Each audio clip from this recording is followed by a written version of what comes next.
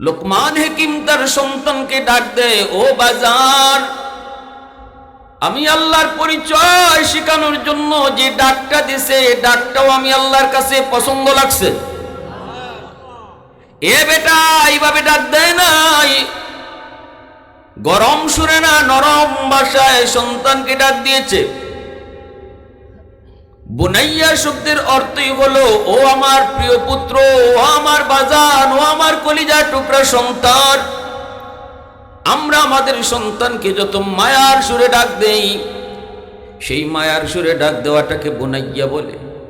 আল্লাহ এই কথাটাই মেসেজ দিতে চান, দুনিয়ার বাবা মায়েরা শোনো, সন্তানকে যখন আমি আল্লাহর পরিচয় তুমি শিখাইবা, যখনই তারে নামাজের ট্রেনিং দিবা, যখনই তাকে মৃত্যুর পরবর্তী জীবনের বুঝ দিবা, যখনই তাকে কোরআন পড়ার কথা বলবা, যখনই তাকে নামাজের আদেশ দিবা, তখন তারে মায়ার ভাষায় তারে ডাক দিও, নরম নরম ভাষায় তুমি ডাক দিও। নামাজ পড়ে না, লাঠি লইয়া তারে ফিটাইও না। নামাজ পড়তে চায় না, ফজরের সময় তুমি উঠছো, সন্তান ঘুমায় রইছে, এই সন্তানটা গিয়া, এ পোলা, এ বেটা, এই হারামজাদা, না আজান হয়ে গেছে, নামাজ পড়বি না। আল্লাহ বলেন, ও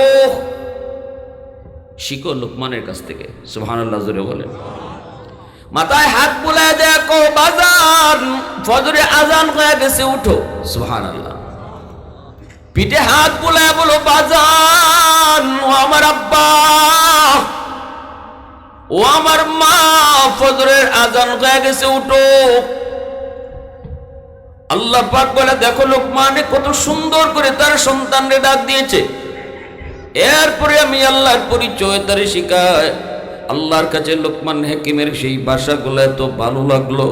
লোকমান হাকিম সন্তানকে বুঝাইছেন যেই ভাষায়, সেই ভাষাটাকে আল্লাহ পাক এত পছন্দ করলেন, আল্লাহ নিজের ভাষা বানাইয়া কোরআনুল কারীমের আয়াত হিসাবে নাজিল করে দিছে। আওয়াজ দেখো না সুবহানাল্লাহ। প্রশংসা করব কার? একটু আওয়াজ দিয়ে কন্যা কার? ওয়াহদাত কি হিফাজত নেহি বেকুওয়াতে বাজু, ওয়াহদাত কি হিফাজত নেহি বেকুওয়াতে বাজু, आती नहीं कुछ कामी हक ले खुदा दा, ऐ मर्द खुदा तुझको कुव्वत नहीं हासिल, जा बैठ किसी गार में अल्लाह को कर याद, ये सच है कि बातिल की तरफदार नहीं हम, गद्दार न समझो गम गद्दार नहीं हम, फूलों की तरह नरम मिजाज अपना है नजर, हम तीर नहीं नेज़ा व तलवार नहीं हम तीर नहीं नेज़ा व तलवार नहीं हम। মুসলমানের আওয়াজ কও আল্লাহু আকবার। এজন্য আমার ভাইরা বন্ধুরা বলতেছিলাম, সন্তান মা বাবার কাছে বহুত বড় আমানত। আমানতের ব্যাপারে যেই বাপ মা খেয়ানত করবেন, হাসরের মাঠে সন্তানই মামলা দিব। আমিও দিতাম না, আপনার দুশমনও মামলা দিত না। মামলা দিব কলিজার টুকরা সন্তানে। এই মামলা থেকে যদি বাঁচতে হয়, সন্তানকে ঘরের পরিবেশে, ধর্মীয় পরিবেশে বড় করো, হালাল খানা খাওয়ায়া বড় করো, পোশাক আশাক ধর্মীয় পোশাক পরায় বড় করো। মেয়েটা যদিও ছোট, তবুও তারে হাফ প্যান্ট পরায়ও না, তবুও তারে সেন্টু গেঞ্জি পরায়ও না। বিজাতীয় কালচারে পোশাক যদি মেয়েকে পরাও, যদিও আপনি বলেন বুঝে না, কিন্তু অবুঝ মেয়েটার ব্রেইনের মধ্যে, দেমাগের মধ্যেও অমুসলিমদের পোশাকের বদ আসর যায় শিশুকালে পরব। আমরা মনে করি বুঝে না, কিন্তু আল্লাহ রসুল বলেন বুঝে। রসুল বলেন বুঝে, দুধের বাচ্চায়ও বুঝে, আল্লাহ রসুল বলছেন। আর আমি আপনি কই বুঝে না। আমারটা ঠিক না নবীরটা ঠিক? মাতুন না লাগে। আল্লাহ রসুল কইন, মা বাবার বৈধ গোপন সম্পর্ক দুধের বাচ্চার সামনে করবা না, রসুল নিষেধ করছেন। এখন আপনি প্রশ্ন করতে পারেন, এই বাচ্চায় বুঝে না সুঝে না, এখানে রসুল নিষেধ করলেন কেন? রসুলকে আমার আপনার মতো? রসুল নিজের থেকে কিছু বলেন? কার থেকে বলেন? আল্লাহর ইশারায়। দুধের বাচ্চার চোখ ভিডিও রেকর্ডার, কান অডিও রেকর্ডার। যতদিন কথা বলতে পারবে না, শিশু বাচ্চা, তার কান দিয়ে যা শুনবো রেকর্ড করে রাখবো, চোখ দিয়ে যা দেখবো ভিডিও রেকর্ড করব। শিশুকালে দুধের বাচ্চায় যা দেখবো সিনারিটাও তার রেকর্ড থাকবো মেমোরিতে। অতএব আমার বাচ্চা যদি হায়া শরম নিয়ে বড় হইতে চায়, তাহলে মা বাবার ওই বৈধ সম্পর্ক, গোপন সম্পর্ক রাসূল নিষেধ করেছেন। এতে করে বোঝা যায় শিশু বাচ্চারা বুঝে, শিশু বাচ্চারা বুঝে। আপনি অবুঝ বাচ্চার সামনে গান বাজাইবেন, এই গানের বদ আসর তার বিলায়ত, তার বুজুর্গি নষ্ট করতেছে। গান তার কানে রেকর্ড হইতেছে। টেলিভিশন দিকে দিকে নাটক দেখতেছেন, সিনেমা দেখতেছেন, এই খারাপ চিত্রগুলি তার চোখে রেকর্ড করে রাখতেছে। বড় হওয়ার পরে সাপ্লাই দিবে। রেকর্ড যা হয় সাপ্লাই তাই হয়। এখন আপনি আপনার সন্তানের রেকর্ড কি করাবেন? কোরআন তেলাওয়াতের আওয়াজ না গানের আওয়াজ, নামাজ পড়ার দৃশ্য নাকি বেনামাজির দৃশ্য, এটা আপনি সিদ্ধান্ত নেবেন। বড় হওয়ার পরে কিন্তু সন্তান এগুলাই বাজাইব যেটা আপনি এতদিন রেকর্ড করাইছেন। টেপের মধ্যে রেকর্ড করাইবেন গান, শুনবেন তেলাওয়াত, অসম্ভব। টেপের মধ্যে তেলাওয়াত রেকর্ড করবেন, তেলাওয়াত বাজবো। গান রেকর্ড করবেন, গান বাজবো। ঠিক কিনা? এজন্য আমার ভাইরা বলতেছিলাম, সন্তান মা বাবার কাছে বহুত বড় আমানত। আমার সন্তান ঘরের মধ্যে কি শিখলো, কি পড়লো, কি দেখলো, এটা শিখাইতে বুঝাইতে হবে। এখনো আমার মনে পড়ে আমার আব্বা, এখানে আমার আব্বার একজন সাথী আছেন, আপনার মাদ্রাসার সভাপতি সাহেব, কই সভাপতি সাহেব সিনেন আমার আব্বারে। আমার আব্বা জেনারেল শিক্ষিত একজন মানুষ, ইংরেজি শিক্ষিত আলেম না, কিন্তু উলামায়ে কেরামকে মহব্বত করতেন দিল থেকে। বিশেষ করে খাতিয়ার সাহেব রাহিমাহুল্লাহ, খাতিয়া শেখ সাহেবের নাম শুনছেননি? খাতিয়া শেখ সাহেবের সাথে আব্বা এতেকাফ করছেন জোয়ান বয়সে আব্বার সিলেট। তখন থেকেই শেখ সাহেবের খুব ভক্ত। সেই সুবাদে আল্লাহ আমার এই লাইনে আনছেন, নাহলে আমি এই লাইনে আওয়ার কথা না। আমার ফ্যামিলি কেউ এই লাইনে নাই, এই গোষ্ঠীতেই নাই, আমরা গোষ্ঠীতে এই লাইন নাই, সব এই লাইন। আমার আব্বার দ্বারা আমার আব্বার এক বন্ধু গেছেন, আমরা এই সময় একটা বাঙ্গাচুরা ঘর আছিল, 2টা রুমই আছিল। তা আব্বার সাথে আব্বার দ্বারো আব্বার বন্ধু বসা গল্প করতেছেন। আমি শুধু তখন মনে আছে আমার ঘটনাটা, আজও মনে আছে, প্রায় 30 বছর আগের ঘটনা। কেন মনে আছে এটা বুঝবেন পরে। আমি আব্বার দ্বারা গিয়ে রুম থেকে ঢুকছি, কিন্তু সালাম দিতে ভুলে গেছি। বয়স আমার 7-8 বছর, একটা বাচ্চার বলই করতে পারে, সালাম দিতে ভুলে গেছি। গিয়ে ওই আব্বার কোলে ঘেসে ঘেসে বই, বাচ্চারা যেভাবে বসে বাপ মার কাছে গিয়ে ঘেঁষাঘেঁষি করে।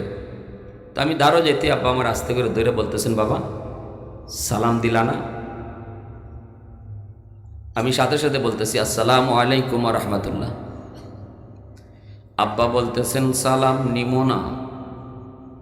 আমার আঙ্কেল যিনি বসা আব্বার বন্ধু, ইনি বলতেছে ওয়ালাইকুম আসসালাম ওয়া রাহমাতুল্লাহ। আমার মাথায় হাত বুলায় বলতেছেন, বাবা আল্লাহ তোমার অনেক হায়াত দিক বাবা, দোয়া করি। কিন্তু আব্বা বলতেছেন, না তোমার সালাম আমরা নিলাম না। তো আমি শুধু মানুষ সালাম নেয় কেমনে আর না নেয় কেমনি তো বুঝি না।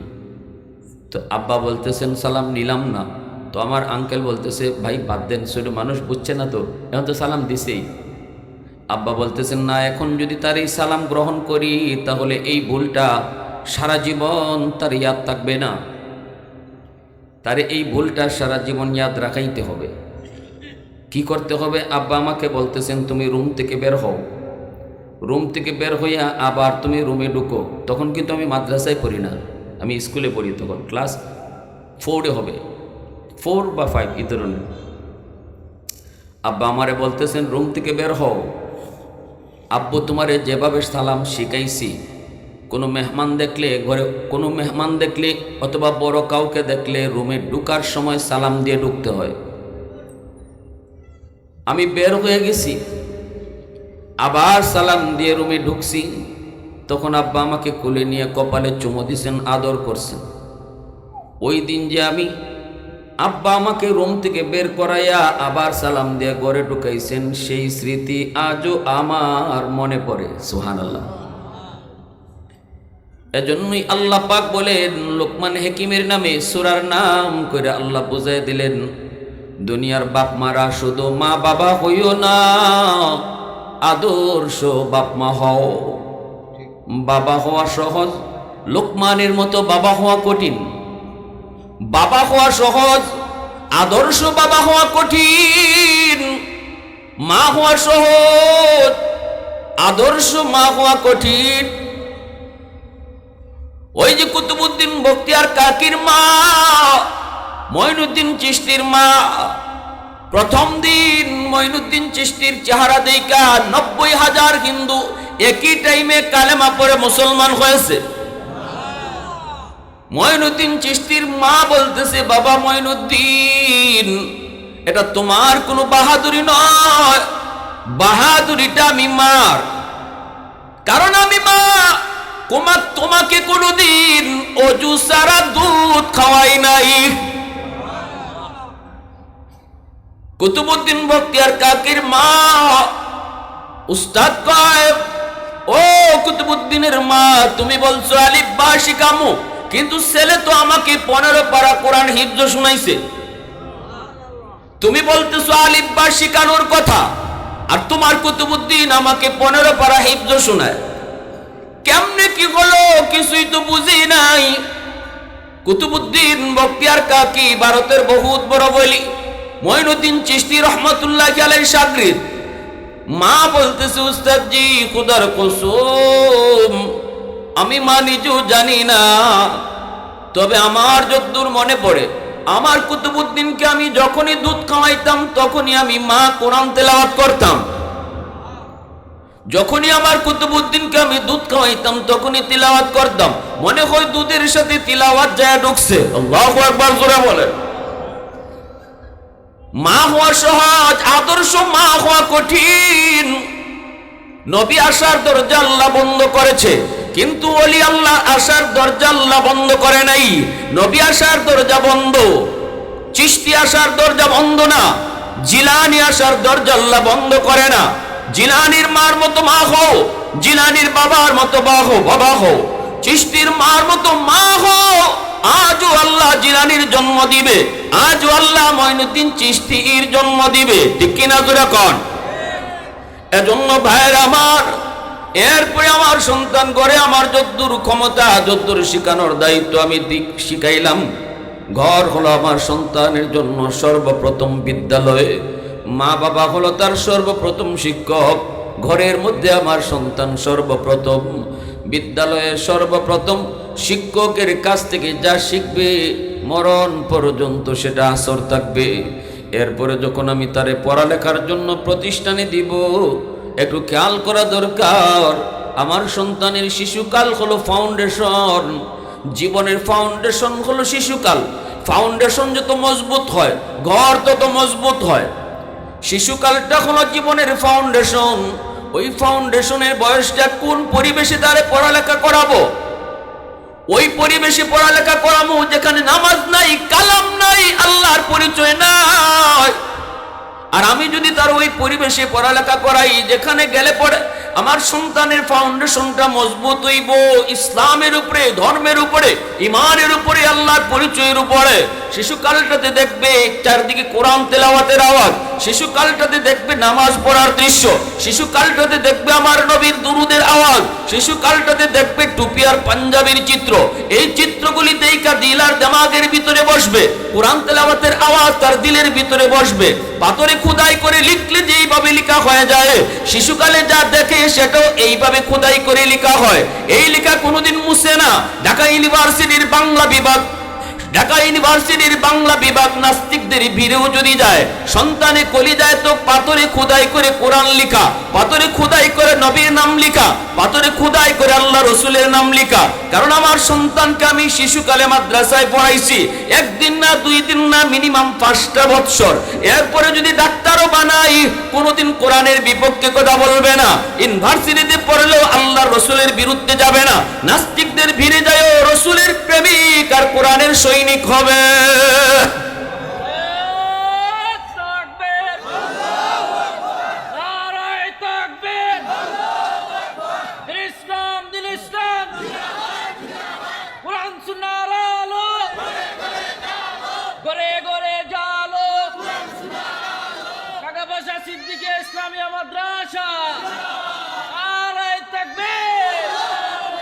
এজন্য আমি আপনাদেরকে পরিষ্কার বলবো, মক্তবে পড়াইলে বাপ মার দায়িত্ব আদায় হয় না। 5 বছর মিনিমাম তারে মাদ্রাসায় পড়ানো লাগবো। এরপরে যদি তারে প্রফেসর বানান, ডাক্তার বানান, অসুবিধা নেই। আমরা এমন বলবো না সবাই মুফতি সাহেব হয়ে যান, ডাক্তার হওয়ার দরকার নেই, এমনটা বলবো না। আমরা বলবো ডাক্তার বানান, ইঞ্জিনিয়ার বানান, প্রফেসর বানান, জজ বানান, ব্যারিস্টার বানান, অসুবিধা নেই। কিন্তু সবার আগে মুসলমানের সন্তান বানা। মুসলমানের সন্তান যদি বানাইতে হয় মিনিমাম তারে 5 বছর নুরানি, 5টা বছর তারে মাদ্রাসায় পড়ান। আজকে নুরানি মাদ্রাসাগুলাতে 5 পর্যন্ত স্কুলের সমমানের ইংরেজি আর অঙ্ক পড়ানো হয়। শুধুমাত্র আপনাদের দিকে খেয়াল করে, কারণ আপনার ছেলে আপনি হাই স্কুলে পড়াবেন, 5 বছর মাদ্রাসায় পড়া যেন সুন্দর হাই স্কুলে ভর্তি হতে পারে। মাদ্রাসার নুরানি বিভাগে ভালো ইংরেজি টিচারও রাখা হয়, অঙ্কের ভালো টিচারও রাখা হয়। কেন আমি আগডুম বাগডুম পড়াইতাম? ওই দেখা যায় তালগাছ আপনার ছেলের সন্তানকে কেন শিখাইবেন? আপনি শিখাইবেন ওই দেখা যায় মদিনা, ওই দেখা যায় খানা কাবা। এই কথার এই সন্তান হাসরের মাঠে আল্লাহরে কইব, আল্লাহ আমার সাইকেল দৌড়ানি শিখাইছে, ব্যান্ডের ফাল শিখাইছে, নামাজের ট্রেনিং শিখায় নাই। এমন জায়গায় আমার আব্বা আম্মা আমারে পড়াইছে, আমার ওই দেখা যায় তালগাছ দেখাইছে, কিন্তু একবার ওই দেখা যায় মদিনা কয় নাই, ওই দেখা যায় খানা কাবা আমারে কয় নাই, শিখায় নাই, দেখায় নাই। যার কারণে আজকে আমি বেনামাজি হয়েছি, যার কারণে আমি আজকে ঘুষখোর হয়েছি, যার কারণে আজকে আমি চিটার হয়েছি। আল্লাহ সিদ্ধান্ত ছিল আমার বাপ মার, ভুল করলে আমার বাপ মায় করছে, আমি না। এরপরও যদি আমারে তুমি জাহান্নামে দাও, আমার চেয়ে ডাবল শাস্তি আমার বাপ মারে দিবা। নাউজুবিল্লাহ জোরে কোন। রব্বানা আতিহিম দিফাইনি মিনাল আযাব ওয়ালআনহুম লানান কাবীরা। এইভাবে আল্লাহর আদালতে সন্তান মামলা দিবে, মা বাবার বিরুদ্ধে মামলা দিবে। অতএব আল্লাহর আদালতে সন্তানের মামলা থেকে যদি বাঁচতে হয়, তাহলে অবশ্যই সন্তান শিশুকালটা ধর্মীয় শিক্ষায় তার পড়ালেখা শুরু করানো লাগবে। মুসলমানের সন্তানের পড়ালেখা শুরু হবে মাদ্রাসা দিয়া। এই চিন্তা করে উলামায়ে কেরাম নুরানি বিভাগটাতে স্কুলের সিলেবাস এড করছেন, শুধু আপনাদের চিন্তা করে যে মুসলমানের সন্তানের পড়ালেখা শুরু হবে মাদ্রাসা দিয়া, মুসলমানের সন্তানের পড়ালেখা শুরু হবে মুসলমানি শিখাইয়া। আওয়াজ দেন না কেন? মুসলমানের সন্তানের পড়ালেখা শুরু হবে মুসলমানি শিখাইয়া। ডাক্তার তার বড় পরিচয় না, ইঞ্জিনিয়ার তার বড় পরিচয় না, তার সবচেয়ে বড় পরিচয় সে মুসলমানের সন্তান। এজন্য মুসলমানই আগে শিখো, আগে মুসলমানের বাচ্চা বনো, এরপরে ডাক্তার হও, ইঞ্জিনিয়ার হও, প্রফেসর হও। আর যদি কোনো বাপ মা নিয়ত করে আমার সন্তানকে হাফেজ বানাবো, আলেম বানাবো, তাহলে তো নূরুন আলা নূর। এর উপরে তো বাপমার সুন্দর সুন্দর সিদ্ধান্তই হতে পারে না, যে বাপমা সিদ্ধান্ত নেই আমার সন্তানকে ডাক্তারও না, ইঞ্জিনিয়ারও না, আলেম বানাবো, হাফেজে কোরআন বানাবো। শিশুকালটা আমার সন্তানের জীবনের ফাউন্ডেশন, এটা মজবুত করেন। আল্লামা ডক্টর ইকবাল অক্সফোর্ডে পড়ালেখা করতে যাবেন, মারে কইছিলেন, মা টিচারে পড়াইব এও ইহুদি, ডানে থাকবো আমার ক্লাসমেট এটাও খ্রিস্টান, বামে একটা বই রয়েছে এটা ইহুদি, ফিসে একটা আমারে খোসা দেয় এটাও ইহুদি। আম্মা আমি সব ইহুদ আর খ্রিস্টানের মাঝখানে মুসলমানি লিয়া থাকবো কেমনে? মায়ে কইছিল, বাবা ইকবাল খোদার কসম, আমি মা কসম খেয়ে কইতে পারি বিন্দু পরিমাণ তোমার মুসলমানি নষ্ট হবে না, কারণ আমি মা শিশুকালে তোমার চোখে মদিনার সুরমা লাগাই দিছি। টিচার তোমার ইহুদি, দেখবা তুমি মদিনা, ডানে তোমার খ্রিস্টান, দেখবা তুমি মদিনা, বামে তোমার ইহুদি, দেখবা তুমি মদিনা, কারণ আমি মা জানি কোন সময়টাতে মদিনার সুরমা লাগাইতে হয়। আমরা ওই সময়টাতেই বাপমা ভুল করি, ওই সময়টাতেই আমরা বাপমা ভুল করি, অবহেলায় সন্তানের এই মূল টাইমটা নষ্ট করি। পরে কান্দি, পরে চোখের ফাটি ফালাই, পরে কান্দাকাটি করি। এজন্য যে এলাকায় যে মাদ্রাসা আছে, এই মাদ্রাসার কদর করবেন। মাদ্রাসার সহযোগিতা খালি টেকা দিয়ে পয়সা দেয় না, এটা বড় কোনো সহযোগিতাই না। সবচেয়ে বড় সহযোগিতা হলো নিজের প্রিয় সন্তানকে মাদ্রাসায় পড়ানি। ঠিক কিনা জোরে কম? ভাইয়েরা বন্ধুরা জন্য বলতেছিলাম, কেউ যদি মনে করে মাদ্রাসায় টাকা দিয়া মাদ্রাসা আমি টিকায় রাখছি, এটা ভুল কথা। মাদ্রাসা কেউ টিকায় রাখে না, মাদ্রাসা টিকায় রাখেন কে? আমি টাকা দিয়া সহযোগিতা কইরা মাদ্রাসা আমার সন্তান পড়ালেখা করায়া কোরআনের শিক্ষা জমিনে চালু রাইকা আমি দুনিয়াতে বাঁচার সুযোগ পাইছি। কারণ কোরআনের শিক্ষা যদি জমিনে না থাকতো আল্লাহ পাক কাউকে জমিনে রাখতেন না। আল্লাহর কালামের শিক্ষা জমিনে বন্ধ হয়ে গেলে মেম্বারকে আল্লাহ তার চেয়ারে রাখবেন না, চেয়ারম্যানকে আল্লাহ তার চেয়ারে রাখবেন না, এমপিকেও তার চেয়ারে রাখবেন না, দোকানদারকে দোকানে বসার সুযোগ দিবেন না, শিল্পপতিকে তার শিল্প কারখানা নিয়ে বেঁচে থাকার সুযোগ দিবেন না, জমিদারকে তার জমিদারি করার সুযোগ দিবেন না। আল্লাহ পাক রব্বুল আলামিন পরিষ্কার ঘোষণা দিয়েছেন, শোনো, যেই জমিনে আমার কোরআন থাকবে না, কোরআনের শিক্ষা থাকবে না, ওই জমিনও আমি রাখবো না। এজন্য কিয়ামতের আগ মুহূর্তে জিবরাইল আমিন জমিনে আসবেন কোরআনের হরফগুলি উঠায় নেওয়ার জন্য। কোরআনের মাসহাফ থাকবে, শুধু পৃষ্ঠা থাকবে, হরফ থাকবে না। কারণ কোরআনের হরফ থাকবে আর কিয়ামত হবে হয় না। আল্লাহ বলবেন, জিবরাইল যাও জমিনে গিয়ে কোরআনের হরফগুলি উঠায় আনো। বাংলাদেশের মুসলমান কোরআন কইলা দেখবে হরফ নাই, ভারতের মুসলমান কোরআন কইলা দেখবে হরফ নাই, আরবের মুসলমান কোরআন কইলা দেখবে কোনো লেখা নাই।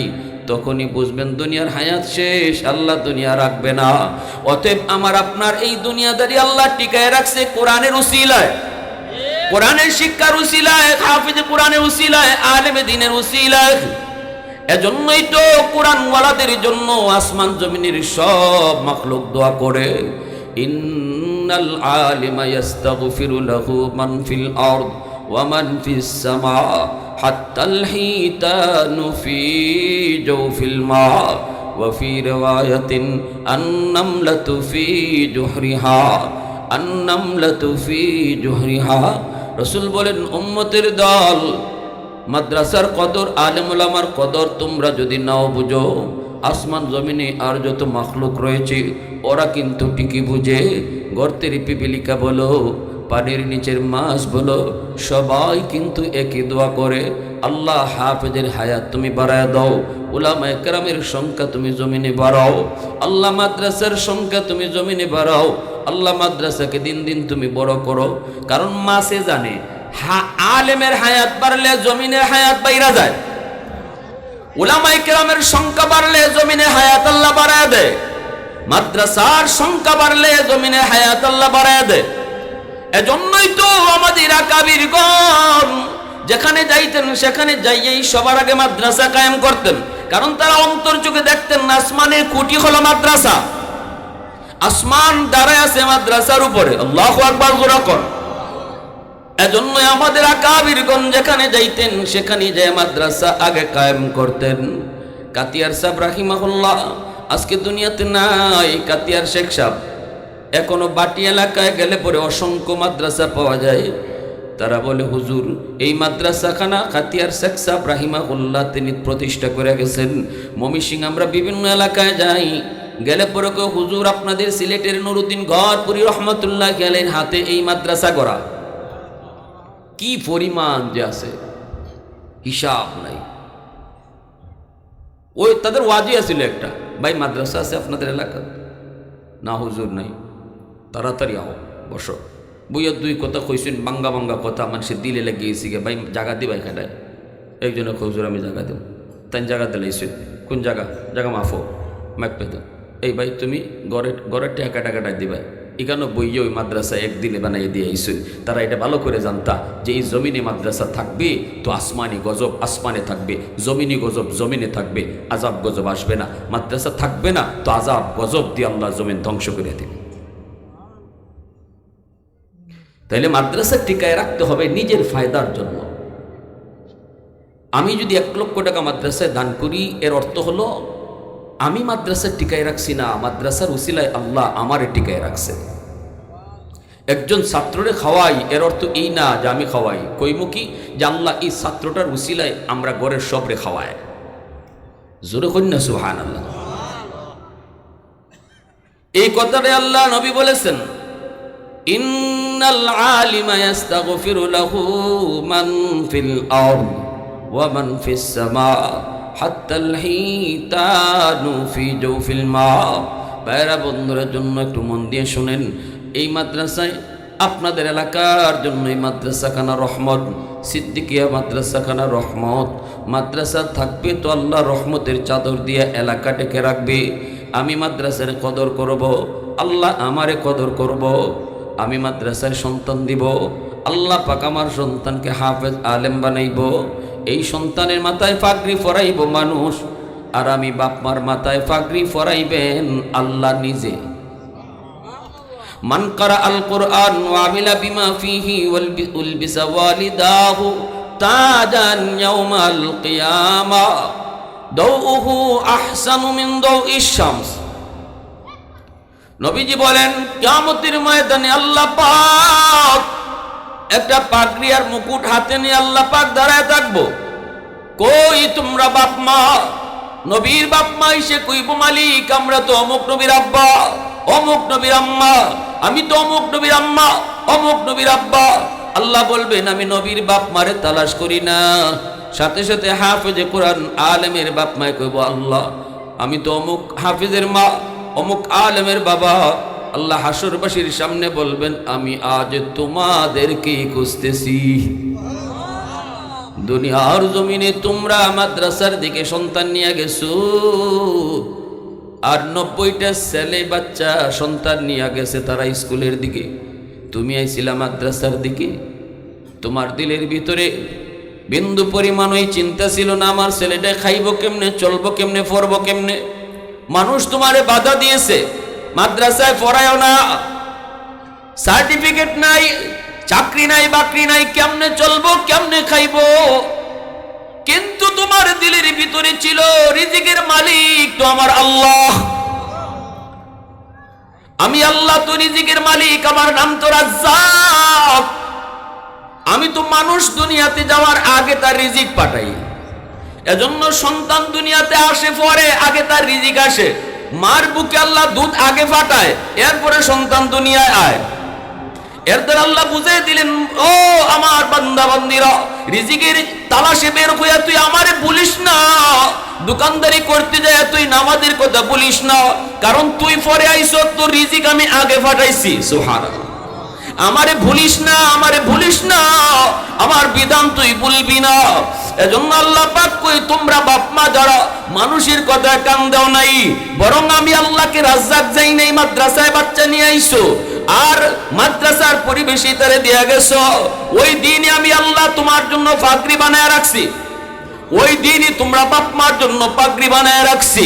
সন্তানের মাথায় পাগড়ি পরাইব মানুষ, সন্তানের মাথায় পাগড়ি পরাইব তার উস্তাদগণ, সন্তানের মাথায় পাগড়ি পরাইব এলাকার মুরব্বীগণ, কিন্তু তোমরা বাপ মার মাথায় পাগড়ি পরাইব আমি আল্লাহ। প্রশংসা করব কার? একটু জোরে আওয়াজ দিয়া বলেন না, কার?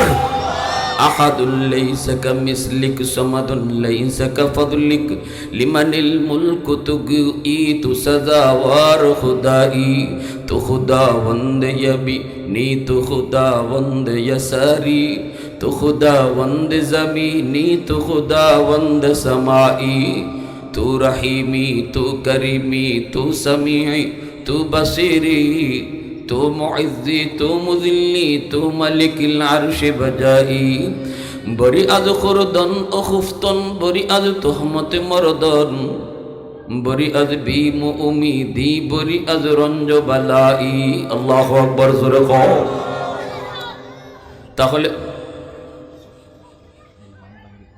তাহলে মাদ্রাসায় সন্তান পড়াইলে লাভ আছে না নাই? মাদ্রাসায় সহযোগিতা করবো কেনে? মাদ্রাসার ফায়দার লাগি না নিজের ফায়দার লাগি? ওগুলো মাতুন না। মাদ্রাসা টিকায় রাখবো, নিজে টিকে থাকবার লাগে। মাদ্রাসা কেউ বন্ধ করে দিত চায় যদি, হে নিজের ফাউত নিজে কুড়াল মারল। তুমি মাদ্রাসা বন্ধ করে দিবাই আর আল্লাহ তোমারে খাওয়াইব আরামসে, জীবনও না। সব আল্লাহ সয় না, আল্লাহ কিছু কিছু বিষয় সইতে পারেই না। টাকলা মুরাদের কথা ইয়াদ নাই? ময়মনসিংহের মাদ্রাসা শিক্ষার দরকার নাই হওয়ার কারণে গজবটা আইছিল কেমনে? নিজের দল থেকে আইছে গজব। দল থেকে বহিষ্কার, এমপিগিরি বহিষ্কার, মামলা গেছে কি আসমানও, মামলা গেছে কি কই? মাদ্রাসার বিরোধিতা করলে মামলা আসমানও জায়গা, জমিনও আর থাকে না। আলেমুল আমার বিরোধিতা করলে মামলা আসমানও যায়, জমিনে থাকে না। এজন্যই আল্লামা রসুল সাল্লাল্লাহু আলাইহি সাল্লামের আপন চাচাতো ভাই, এই উম্মতের সবচেয়ে বড় মুফাসসির, রঈসুল মুফাসসিরিন আব্দুল্লাহ ইবনে আব্বাস রাদিয়াল্লাহু তাআলা আনহু বলেন, কেউ যদি মাদ্রাসার বিরোধিতা করে, আলেমদের সাথে বিদ্বেষ থাকে, আর এই কথা কয় দূর মৌলবীরানে দিয়ে কি তুই তো এরাই দেশটারে নষ্ট করছে, এই ধরনের কথা কইয়া হ্যাঁ কপালে কর ফালাইয়াও যদি কবরও যায়, রঈসুল মুফাসসিরিন বলছেন আমি কসম খাইয়া বললাম সে বেঈমান হইয়া মরছে, আর কবর খুঁজতে দেখো তার সেরা কিবলার দিকে নাই। তোমরা রাখছিলে কিবলামুখী কইরা, ফেরেশতারা কিবলা থেকে মুখ ঘুরাইয়া দিছে। এই উম্মতের ভিতরে উনার চেয়ে আল্লাহর কালাম আর কেউ বেশি বুঝে নাই। রসুল সার্টিফিকেট দিয়ে গেছেন। সেই রঈসুল মুফাসসিরিন আব্দুল্লাহ ইবনে আব্বাস বলছেন যে মাদ্রাসা এবং আলেম সমাজের প্রতি অন্তরে ঘৃণা রাখিয়া, বিদ্বেষ রাখিয়া, সে যত বড় নামাজি হোক আর যত বড় হাজি হোক, তোমরা কবর খুঁজতে দেখো তার চেহারা কিবলার দিকে নাই, ফেরেশতারা কিবলা থেকে মুখ ঘুরাইয়া দিছে। এজন্য রাসূল বলছে কুন আলিমান আও মুতাআল্লিমান আও মুহিব্বান আও মুঈনান ফালা তাকুন খামিসা। 5 নম্বর দলে যাইও না, 4 দলের ভিতরেই থেকো। 5 নম্বর দলে যাইও না। ওই মাদ্রাসাত পড়ো, নাইলে পড়াও, নাইলে এদেরকে ভালোবাসো আর সাহায্য করো মন খুলিয়া। একজন ভাই হিম্মত করে বলেন, হুজুর ইনশাআল্লাহ আল্লাহ যেন আমার আওলাদ থেকে এই মাদ্রাসায় ফরাইয়া হাফেজ আলেম বানায়। 5,000 টাকা, 10,000 টাকা, 2,000 টাকা, এই বড় মজলিস থেকে একজন ভাই সবার হাতটা জাগান, আল্লাহর হাজির নাদির রেখা আপনি এই মাদ্রাসায় আপনার কষ্টের টাকা থেকে 2,000 টাকা দিবেন। একজন ভাই হিম্মত করে হাতটা জাগান ইনশাআল্লাহ। কি নাম? জনাব আবুল খায়ের চৌধুরী সাহেব। কয় হাজার?